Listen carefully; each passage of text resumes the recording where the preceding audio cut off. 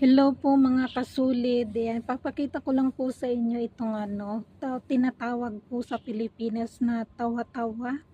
So ito po sa kaalaman po ng karamihan, pero meron pa rin pong hindi nakakaalam nito. Ito po ay gamot po ito sa lagnat. So kapag po yung tayo ay merong lagnat na umaabot na ng 3 araw na hindi po madala ng gamot na ating iniinom, so maglaga lang po kayo nito. Napaka-effective po nito dahil ito po ay panlaban po sa sakit na dengue. So ayan, kailangan nyo lang po kumuha ng nito. Bunutin nyo lang po dahil kasama po yung ugat nito na ilalaga.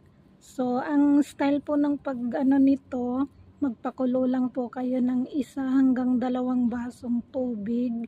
Kapag kumulo na po, ilagay nyo na po ito. Tapos, wag nyo na pong patagalin sa pagpapakulo para po maganda yung pagkaano ng Inumin po agad habang mainit pa.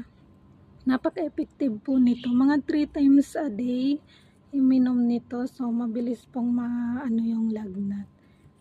Marami na po nitong nakakaalam, pero meron pa rin hindi. Kaya ipapakita ko lang po sa inyo. Ito po ay tawa-tawa. Natuwa nga po ako dahil dito pala sa Saudi ay meron din palang ganito. So hindi po ako nag-alala na kung sakaling magkasakit man ako ay sana wag naman. Meron po akong panlaban sa lagnat. So ayan. Kaya yan guys, subukan nyo na to. Napaka-effective po nito. Thank you so much guys for watching.